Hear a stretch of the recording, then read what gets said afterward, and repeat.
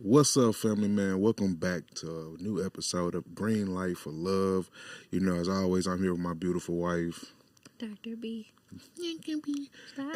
we here with another episode full of love, full of peace, full of information, full of those conversation pieces that help us get through the long term, the 10 years, the 20 years, the 40 years. You don't see that too often. So as we come to you finding our way and growing in our own way, we would like to bring you on for the journey. If this is your first episode, welcome to the club, welcome to the family, welcome to the conversation. All right? We all here for one purpose, and that's for all of us to get better. Is that right, baby? It is. Yeah, it's a lot of us we grow in our bubbles. You know what I'm saying? What is the word? Secluded to our bubbles. Isolate. Yeah, isolated to our communities. And a lot of times our communities don't get intertwined with different ways of doing things that just make things easier. We become prisoners of tradition.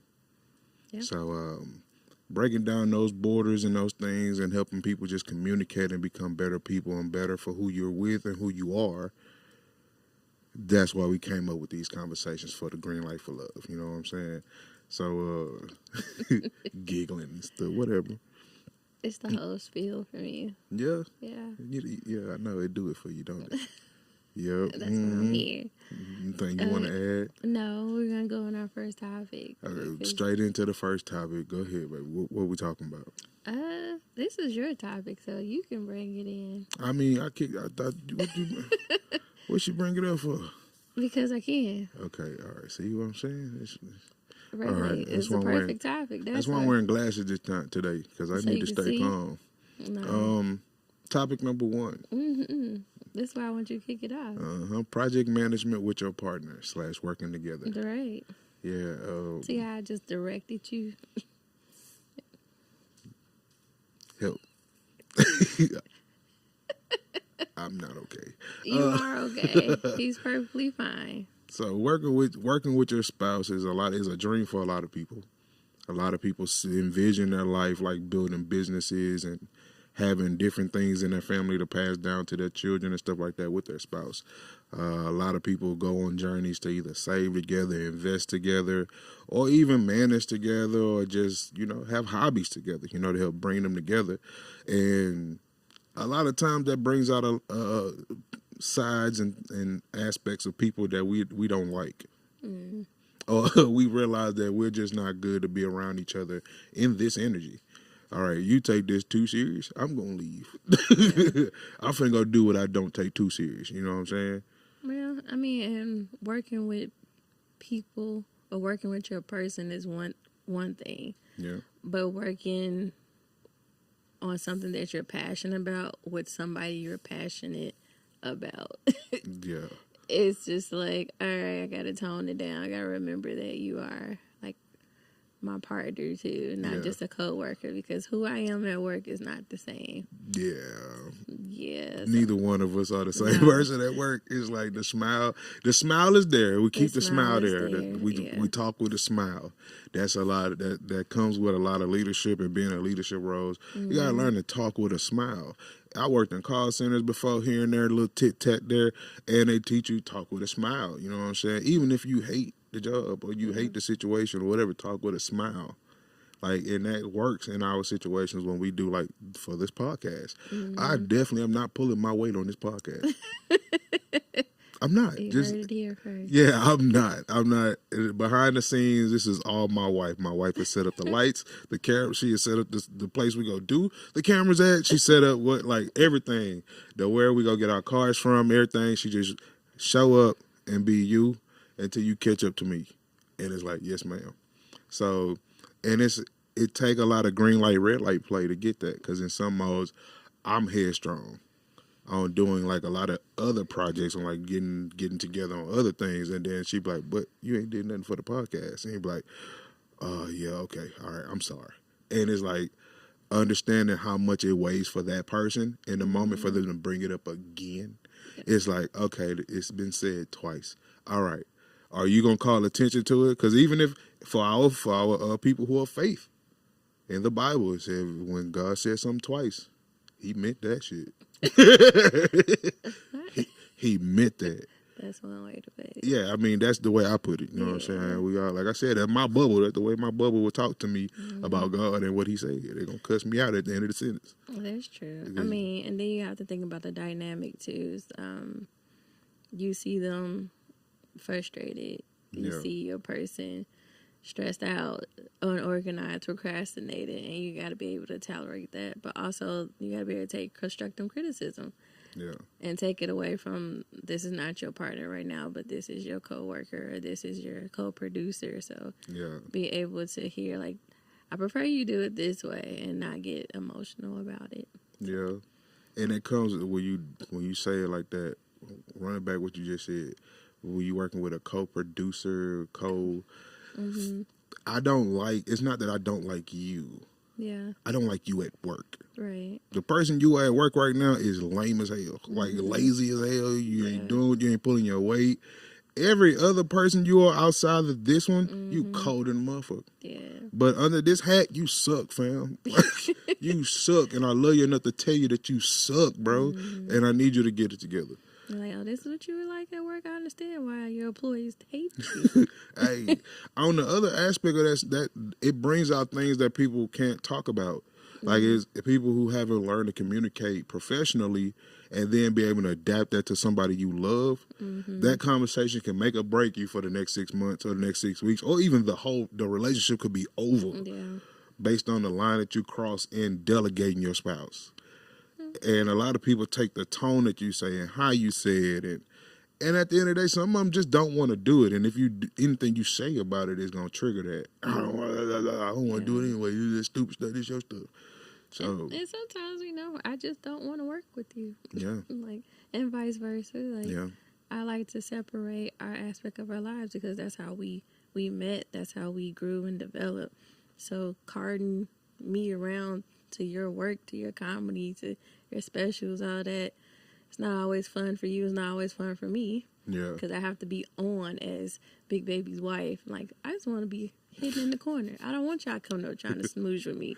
I don't know you. Yeah, it is. Oh man, seeing you being bombarded once I get pulled away, it'd be like, bro, why would you go over there and talk to her? Like, it's like I got my own little personal fan club now. Like, oh, you Big Baby wife? No, ma'am. Yeah, I'm just a stalker. Yeah, I just be here. You know what I'm saying? Here. I'm a fan. You know what I'm saying? He funny. He be talking about mattresses and shit. And I automatically become like your manager or your schedule. Like, well, is he free this day? Like, heifer, I don't know. Like, don't he have? And that's the other. That's the crazy part about it, because people automatically assume that since you're there, you're working. No, I'm not working. And it's like, no, my wife is not. This is my wife is here to explore and like see and like also like enjoy the world that of being with me.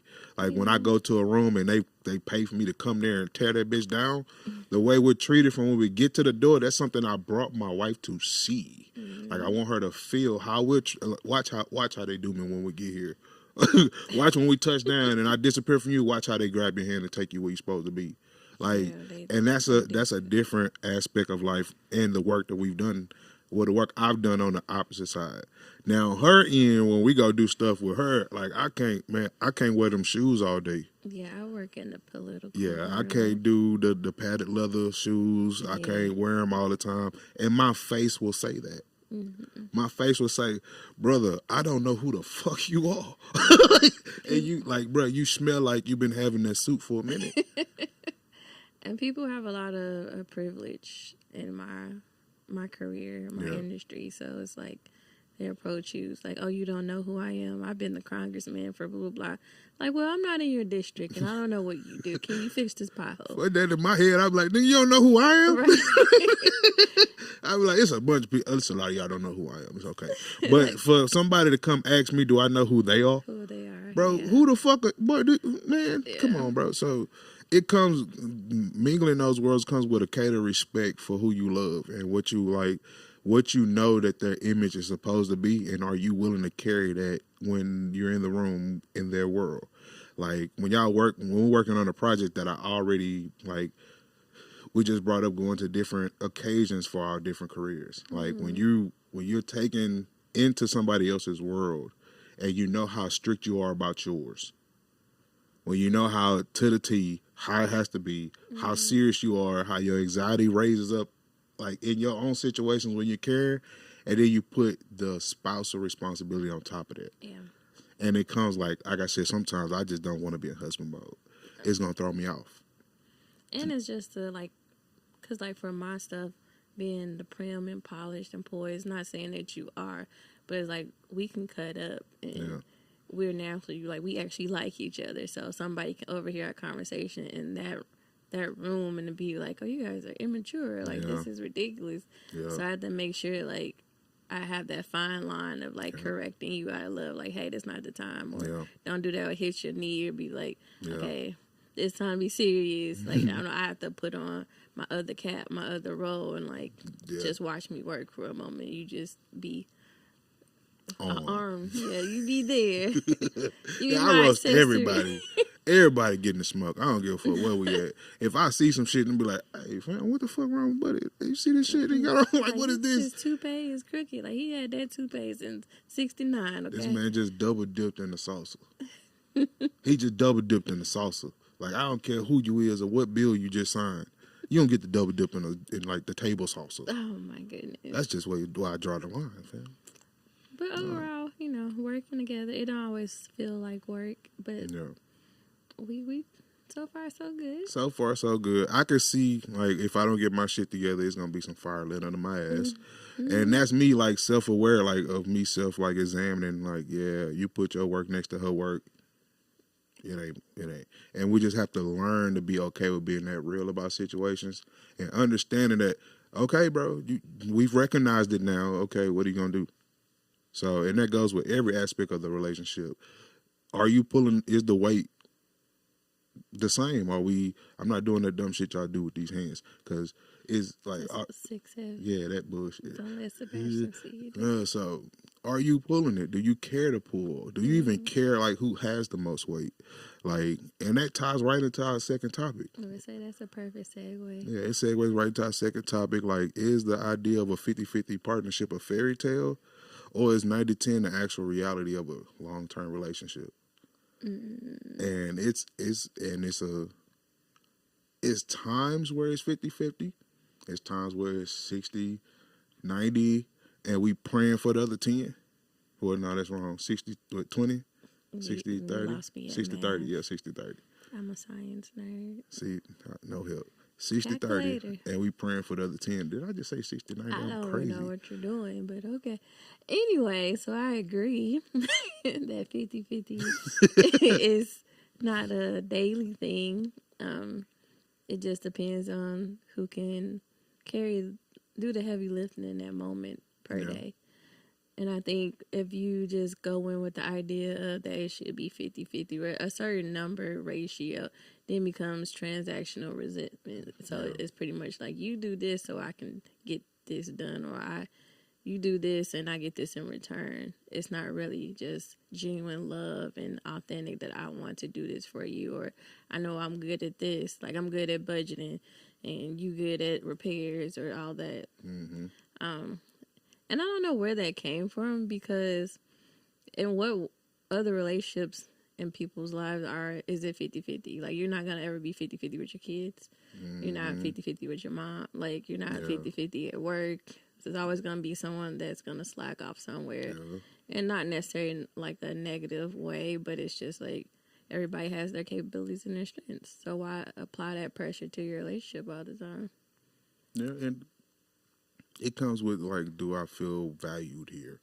And that goes with how far or how much are you putting in this relationship to make me feel valued?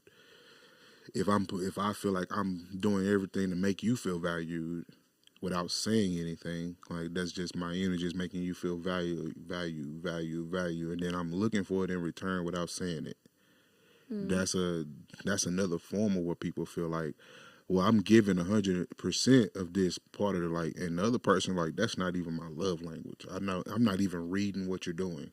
Yeah, and kind of what you just said too. You giving it 100%, but people's sense of what am I saying, quantity, or like your 100% might be 30% to me, Because what are you speaking towards, or what are your actions actually going towards? Are your efforts wasted because, like, you might have cut the grass and I really needed you to wash the dishes. So I feel like, I'm doing all the work and you skating by. So it's those conversations. It's the same way. Sometimes I want you to cut the grass. I'm never going to cut the wash grass. the dishes. I'll pay someone to cut the grass. Anybody would like to cut our grass, I got you. Yeah, so it's... No. Today's world is so different because we've been able to access so many different situations and circumstances and different dynamics of how people interact and how relationships go. Excuse me. So 50-50 is relative and it is subjective to like what is the relationship for? Because a lot of people are together out of lust. A lot of people are together for a season. A lot of people are together and they don't see marriage. Yeah. Like that's just not something that's even in their head. This is just somebody I'm with. Mm-hmm. And that's also when people start calculating after a while, okay, it's been 3 years. Like, I feel like I've given a lot of my time, my life, and to this relationship. And I feel like the next step is owed to me. So, and that goes into like somebody, well, I wasn't really thinking of it like that. And then it goes into, well, I've been giving it 90, you've been giving it 10. It's like, nah, I really haven't been giving it anything. Right, because there's no end goal here. We're going with the flow. We're just vibing. Yeah, like, and that's another version of the 90-10 and you got to be careful with who you allow to get you distracted. Like, a lot of people lose themselves in making sure they're giving that 50 or that 60 or that 70 or whatever percent it is. A lot of people lose themselves, their own personality, their own identity. And it's to the point where some people just start looking like each other. So the rule is like, can you stay true to yourself enough to keep this person loving you for who you are, but also being like in love with that person enough to be there and be them for them type deal. If I'm saying that right, I'm missing a word, but I know. No, I get what you're saying. It's just, but how do you decipher that? Like, how do you figure that out necessarily? Because some people just overextend. Like, I am an overextender, but I can read when people are taking advantage of my kindness or like I'm always the go-to. I can't be always the go-to. And that's platonic relationships too. So, yeah, I don't know how you would. Is this an internal thing? It gotta be internal. It gotta be like a rule to like, is my mentality going into everything is 50-50. Yeah. I have to see that give back as I give, or I have to give and see, like, it has to be. And some people can go 2-3 things get going that way before they get something back. I think a lot of people in society apply the 50-50 though, mostly monetary. Yeah. Because when they speak about it, because I'm like, well, are you talking about 50-50 with sex, 50-50 with what, dating, activities? What do you, 50-50 all across the board? Or financial? What are we talking about? Because you can't be 50-50 for everything or a 90-10. It falls, I think it's more for, I think we took it a little deeper than what it is, but It's probably monetary. Yeah, it's more monetary than anything. But as like for a different level of love, we see it at a different pace. Like once you're in it, you start seeing 50-50 as everything. Yeah. But from the outside, when you first getting with people, and this is when you get to know people, 50-50 becomes the bear, which is monetary and time. That's what the 50-50 really falls under, this monetary and time. Are you going out your way to make time for me? Oh, yeah. Like, are we paying, like, are you paying for all the dates? Are you paying the light bill here and there? Are you paying the effort? Like you coming to my house, I'm going to your house. Like, what are we doing? Like, it's a song I heard, it say, how you going to trust him if he ain't tricking? But what song like, is and that? it was a dude singing that part. Oh. And I was just like, oh my God. I'm not tricking, tricking to nobody. Jesus. So it comes, like, monetary we know that it's monetary, but for the sake of conversation, I wanted to take a little deeper first. But even the money side, like sometimes I don't have it. I'm not, and to be completely honest and transparent on our platform, I don't have it all the time. My seasons aren't always winning seasons. My seasons are always busy seasons. I might go sometime maybe 4 months between shows that are of enough money to be a show. And that be like, I just get a show, get paid. Nah, it's times where it takes like 10, 12, 15 shows. Sometimes there are no shows. We got to make it another way. You know what I'm saying? So in those times, and it's never been 90% my way. I say it's never been over 50%, 40% my way. In the way we've been able to paper mache our life together and everything we've been through together. So is to be honest with yourself and what you bring to the table is the first step. Because that takes away the pride when the conversation comes. That takes away all that emotional shit when somebody say, you're not being a man. And it's like, bro, look here. Hey, I'm going to be completely honest. I do not make money in an orthodox way. So my money does not come in an orthodox schedule. So if we can make this together in the gray shades, then hey, when it is there, hey, it's there. It ain't never been a no. If I can do it, I can do it. It's done. So and that goes on both sides. So growing in that between us, especially early in the relationship, some of that shit was just looking at, hey, nigga, hey, what? What the fuck you mean? You huh?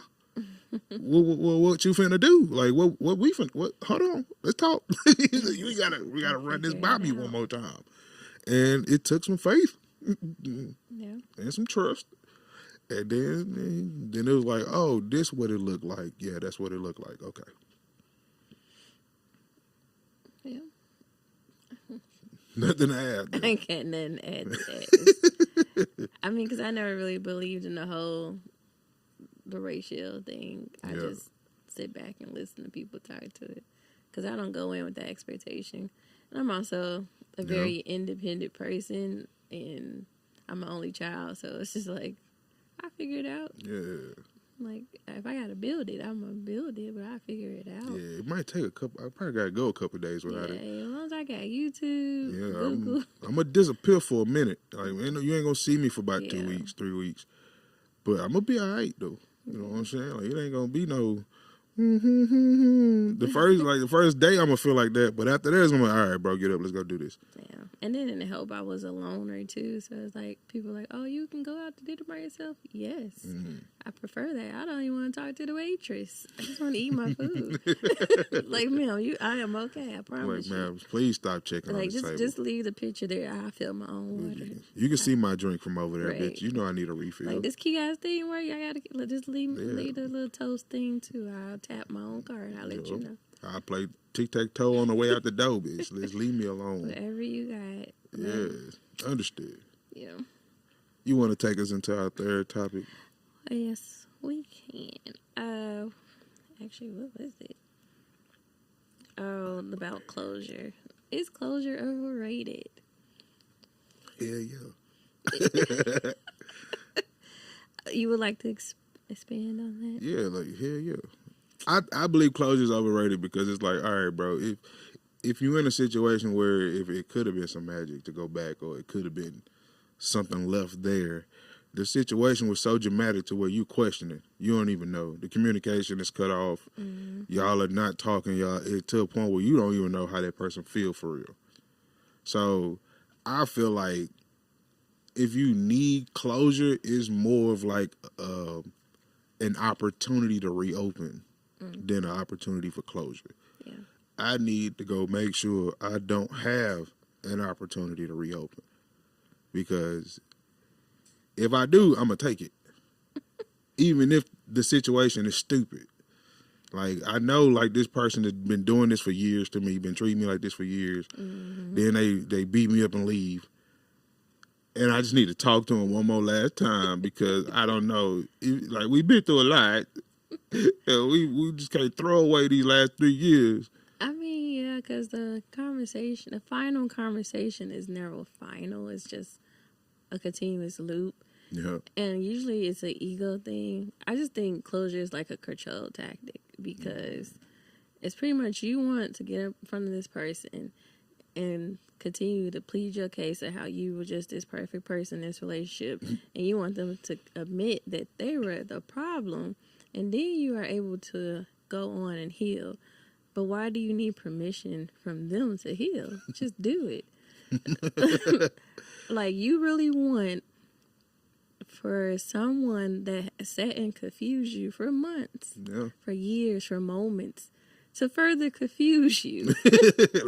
like you're asking for your ass whipping. So I don't have like, and not to laugh at a lot of people. I'm laughing. No, don't lie. I am laughing, but not laughing at the people, because there's a lot of people who just don't have community, and there's a lot of people that just don't know no better.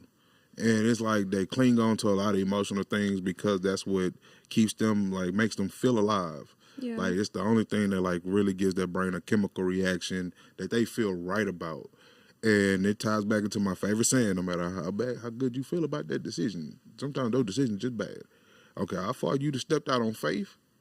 How much you done prayed about it? Sometimes those decisions are still bad decisions, and you got to live with them. And you sitting there fighting to be with somebody that the whole situation is in question. That's the whole reason for the closure, because the situation is in question. Now, if you go, how long you've been with this person and been in question, I pray you find strength to get out of that. The self-esteem to get out of that. Somebody that could talk to you and say that, hey, if somebody can't communicate with you how you communicate, or even learn or attempt to learn how to communicate how you communicate, then there's no reason to be there. You guys are in different worlds at different times, and apparently on two different objectives. So having closure is just a waste of time, and it's also a way to manipulate another chance. Like, I would never want to be somewhere I'm questioning if I'm welcome. Yeah. And people, like you said, they get caught up in that, I've given it so much time, and how could you waste all this time? And they get tied to the stagnant life of it, and they get impatient. So, like, I gave you 5 years. Okay, well, I got to give somebody else another 5 years, and they might do the same thing. Yeah. Like, so do you have faith? Are you being patient?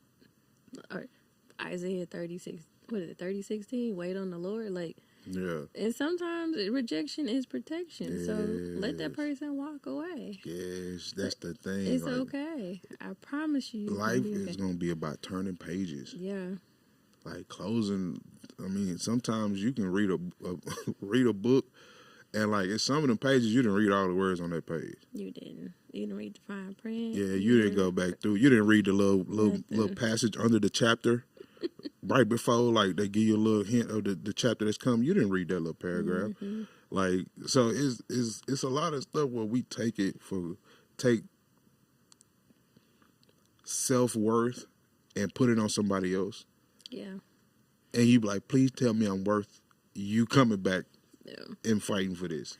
And you're just like, bro, it's so fairy tale. It's so movie ending, like, type deal, to where we've been raised by movies and TV. Yeah. To where we feel like everything is a whimsical, emotional, like, like, it's no, bro. Yeah, Disney done fucked us up. Yeah, some of that shit is just like, bro, I don't want to fuck with you no more. Do you think men and women seek closure differently? Yeah, most definitely. Well, it depends. Because some men be like, hey, bro, if I can hit one more time, I'm going to hit. I don't care. Most, yeah. If I can get over there, that's what I need closure for, just to see, hey, bro, I really can't get out no more. And most women are just like distraught and like, what do you mean? I was the perfect girlfriend, perfect wife. Yeah. I'm not like that. My dating time was vicious, so it's like silence for me is the answer. Yeah. When I'm done talking to you, I'm done talking to you. Like, I'm not a ghoster.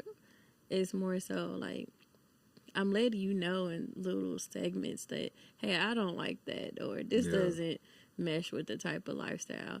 Because sometimes you just got to realize the closure is the person you wanted is not that person. Yeah. That's not the person they can be. Yeah. So accept them for who they are and move around. Like, you have permission and you get to decide if You see this person, this is who they are. You have to decide if you're willing to partake in the type of person that they are. Yeah, you're just as much of a human as that person. Yeah. The free for thought and stuff that you give into that person in your own head, you have that same right in your head. Like to make those definite moves and definite decisions on somebody. Like take that control back in your own life. Like there's only one of you. Right? Like there's only one of you.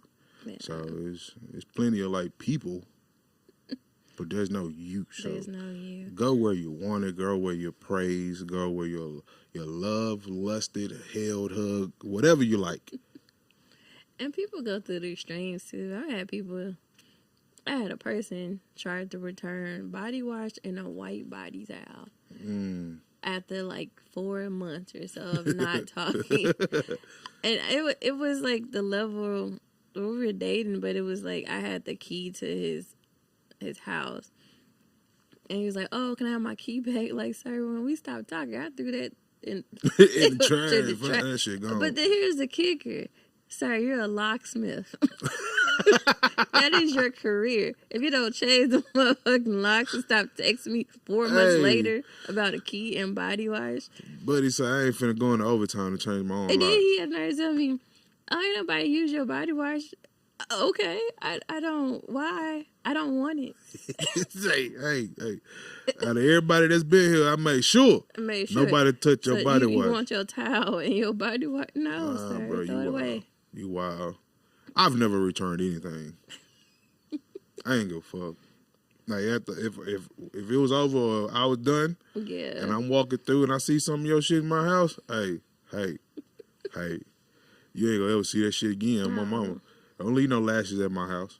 Not the lashes. Don't leave no. What was the one that was real popular back then? Cherry blossom, cherry jasmine blossom, jasmine, something like that. The Bath and Body Works. Yeah. Oh my God.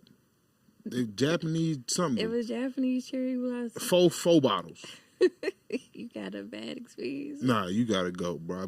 I can't smell it. I don't wear it. Yeah, I can't smell the smell because it just automatically take me back to 2010. It's a trigger. And it's like, what the fuck? It's like, like, why does this smell trigger so much? You know what? I'm like that with Issey Miyake. I can't. Please don't come around me. That was like the whole scent for a while. Oh man, I can't do it. I can't. I'm sorry. It's like when I smell red door, I automatically smell church.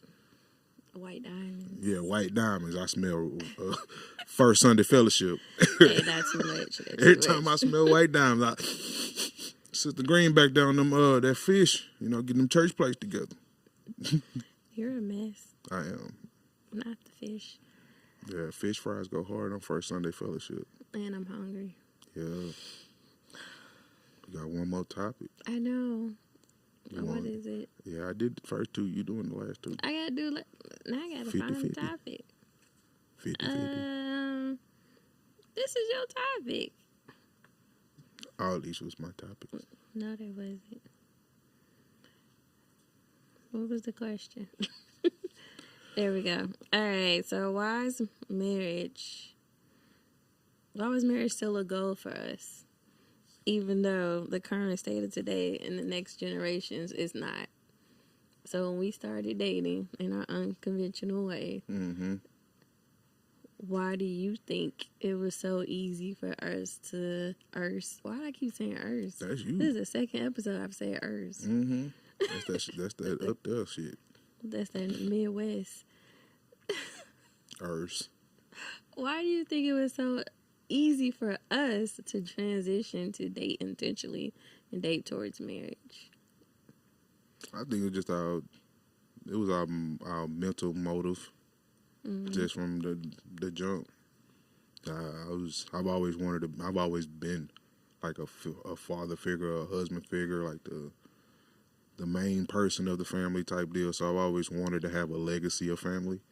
So even coming from the broken family I've come from, it's even more strong and more like I want to leave a legacy of family and passing down that community that what we built goes to this. So this grandpa built that back this and sent that down. So that's always been like a main goal for me, even as a little kid, just seeing how my environment was. I was like, bro, ain't nobody in charge, but everybody just doing what they want.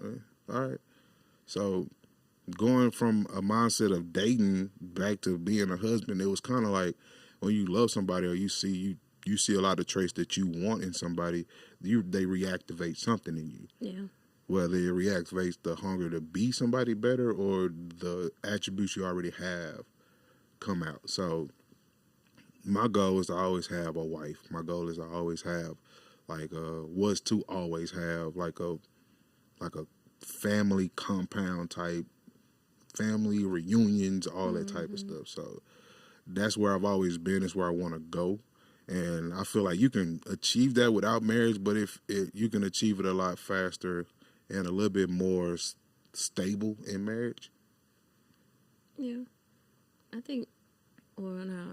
know mine was more so, well, we both were married before, so that helped us map out what we wanted and we didn't want in our next partner. But even like during my little bout of being, single and all that, like I came more to the realization, like I never stopped being a wife. Like I always will be a wife. Like I just knew I would have to be, or I could be a wife to the more appropriate person. And that's when you came around. It was just like, I knew the people I was dating or talking to. It was like, it didn't take long. Like 3 minutes, like, no, you're not it. Like, I can't build with you. I don't see myself. I'll be tired of you. Yeah. It's too many isms. Like, not necessarily they were too imperfect. It was just like, I don't want to participate in this chaos. Yeah. And there's a lot of stuff you're not dealing with. And you can't bleed over to me or my kids. So, sayonara. So why do you think situationships are so prevalent during these times? I feel like it's two sides to it. I mean, it's more of like convenience of the times. You know what I'm saying? A lot of people, we always try to grow up and be better than our parents or be opposite. Like, if my parents beat me, I'm not going to beat my kids type deal. Or it's always somebody want to change or evolve it. So I think being together without the government involved is one of the bigger things, but that's more for our generation to kind of grow into. I feel like the younger generations don't see it as like, it's still a good number that do. I feel like the people who don't are the ones who are mainly in the mainstream because they are going against the grain. But I just think it's more of it's not introduced in a good light to them. It's not too many happy examples or long-term surviving examples to where, hey man, they found their person and they've been happy the whole time. And it's the fairy tale of believing that somebody's been happy the whole time, but happy to fight with you every day. I'm happy to be here and go to war to stay here. You know what I'm saying? I'm happy that we won the battle from yesterday, like together. Yeah. And they don't see that. I'm glad we got these scars on us together, side by side type deal. And they don't understand growing through those pains and through those stories with somebody is where you gain that. They looking at it from like the outside looking in. They want the person that's most famous, the popular. They want all that stuff. Not understanding that it comes with being with somebody of the community. Like you gotta make sure that they have their values in place for that. Yeah, and I don't think a lot of people are looking that deep into it. So, like, situationships allow the door to stay ajar. So, because there's a lot of anxiety, and it makes you have to be vulnerable and be open to pretty much go deeper. So, it's the lack of commitment to that one person. And in the whole phase of there's options. Options is the killer of death. So you always set somebody to the side. You keep them on, simmer. Like, well, they cool, but there could be a better option for me. Or there's somebody better, or that checks all the boxes. So you miss out on what you could develop with that person because you were so interested. Like every day, somebody pop up on your news feed, or you you swiping left, swiping right. Like, you got so many different ways, or you see somebody at church and like, well, if I'm not tied down to this person legally, then I can easy exit. Yeah. Like, no, that's not necessarily what you want. Like, are you really dating, or are you just kind of playing around? Yeah. And a lot of people want to live their life playing around and just don't want to say it. Yeah. A lot of people don't want to, like, they are more okay with, they're okay with seeming like a better person than they actually are. And there's a lot of people who are okay with that. And at certain points of your life, you are living. I've done it. Sometimes I've lived off of being like seeming like a better person than I actually was. And some people just don't want to do right. Some people just don't want to. Some people whole game is to just play the game. Like, it's to finesse their whole way through everything. So yeah, but they just get comfortable. But it's the whole protecting my peace thing that pisses me out. It don't piss me off, but it's just like, no, you're not protecting your peace. You're just being a coward, an emotional coward. For a man to say that, I've never been around men who say that. Or it's go. I'm finding vibes. I'm going with the flow. I hate a going with the flow ass nigga. Don't ever say that to me. I'm just going with the flow, you know what I'm like, saying? How old are you? Like, bro, who the fuck is the flow? Like, what is the flow? What is the flow? Where like, we what are flowing we? to? I'm sitting there asking you what the flow is now. Nah, so I'm just going with it. It's just a buzzword for like being comfortable and continue to do effed up shit. Yeah. Like, for you just to, pop in, pop out. And I just, you're not protecting your peace, you're protecting your ego. Yeah. Shit, if you cool, I'm cool. You not cool? Well, right. Shit, I'm all not parties cool. are happy. Like, no, they're not. Like, because that's not peace. Well, peace is relative, but that's not peace. Peace is like working through the fire and the chaos with you, and then that calm afterwards. Like, we really just adulted, and you are my peace at the moment. It's like we actually settled this, and we're still together, type deal. Yeah, that's protecting the peace of your household and your relationship. Protecting your peace by continually ghosting people. That's you just running away because you don't want to be responsible for somebody else's emotions, or hey. Instead of just say, I can't be present for your human moment right now, so I gotta dip. Yeah. Yeah. Like, just learn how to talk. Yeah. A lot of people don't have their anxiety and everything that arises in that moment that's too hard to manage. Yeah. And it's like, I would much rather just stay detached from the situation. So or just say, you're the problem. Yeah. Like, oh, she tripping, she gotta go. Why?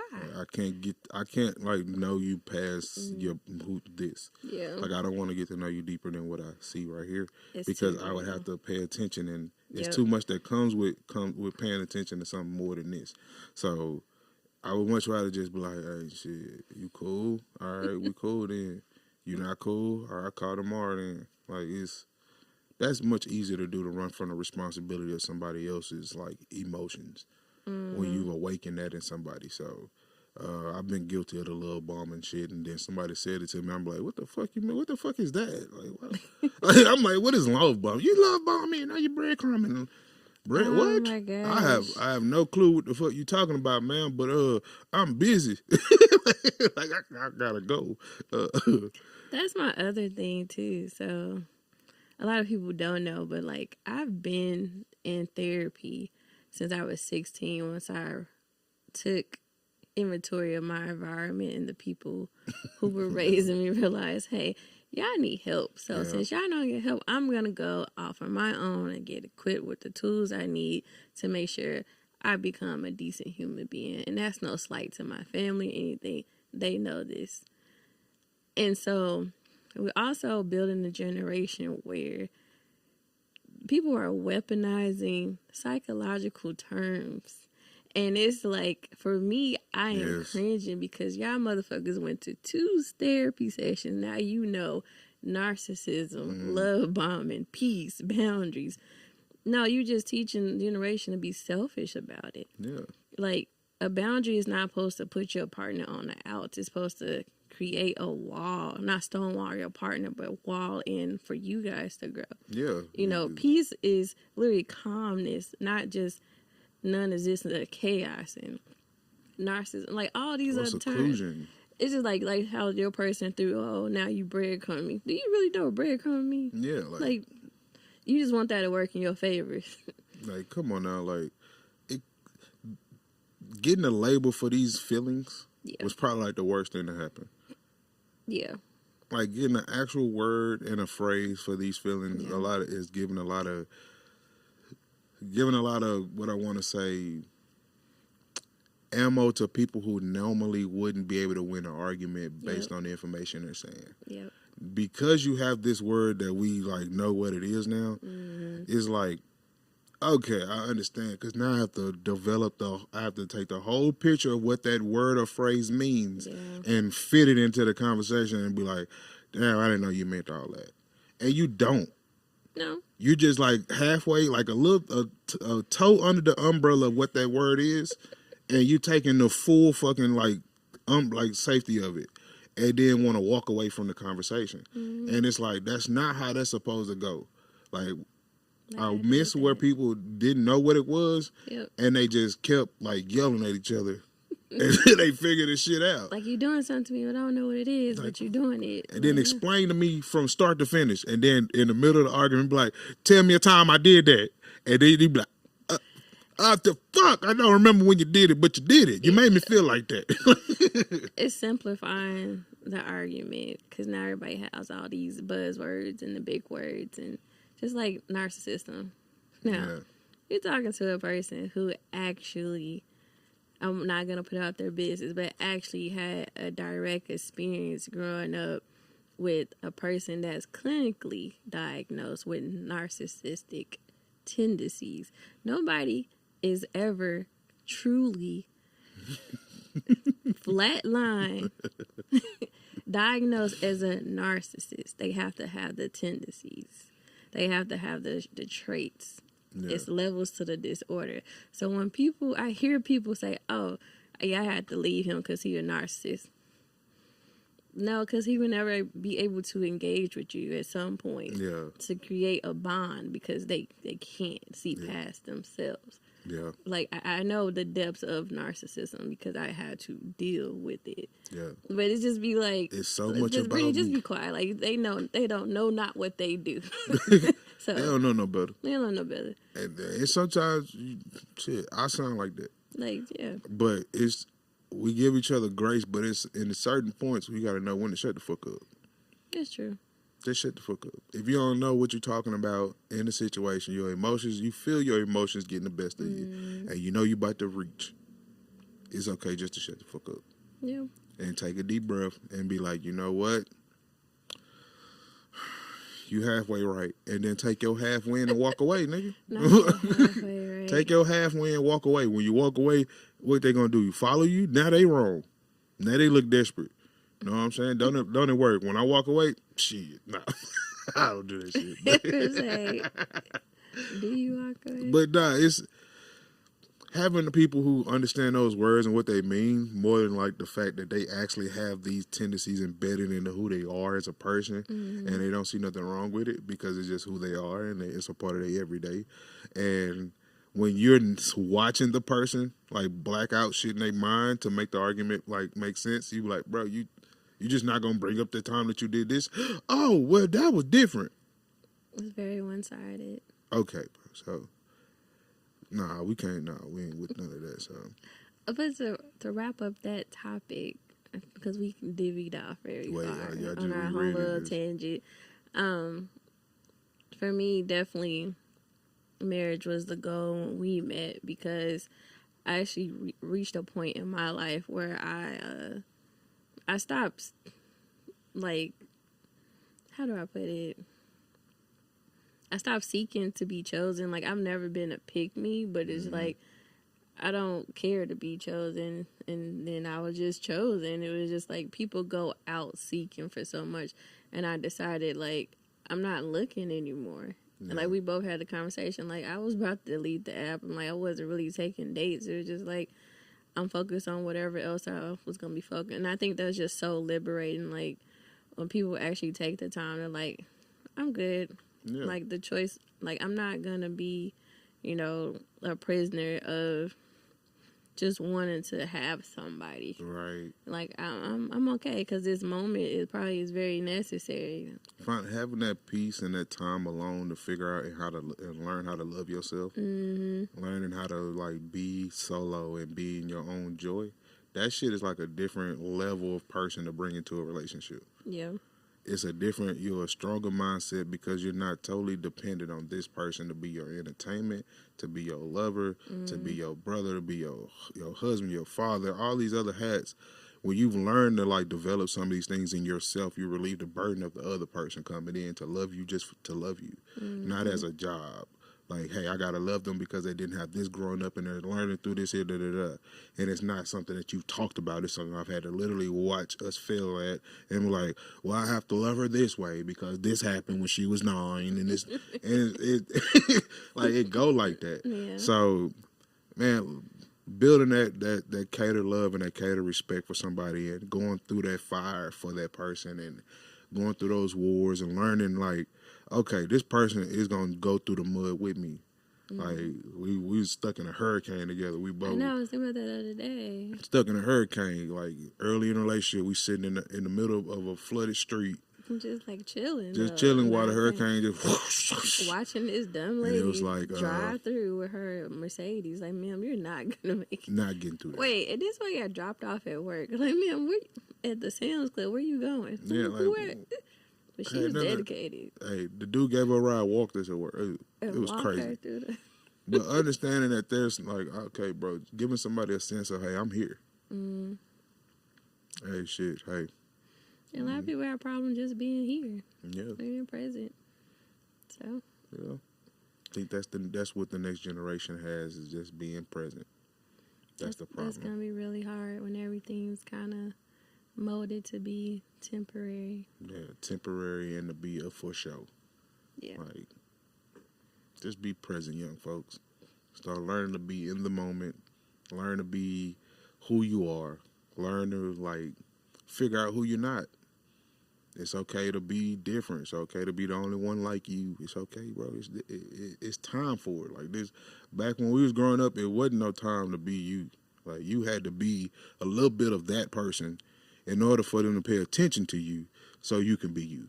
You know what I'm saying? Like, you got to be of this cloth so that they can, like, it ain't like that no more. You can actually be you, genuinely you, and that brings the people who are genuinely them around you because you have that energy. So it's up to you. It's up to you to build your own world, your own energy, and to live in it.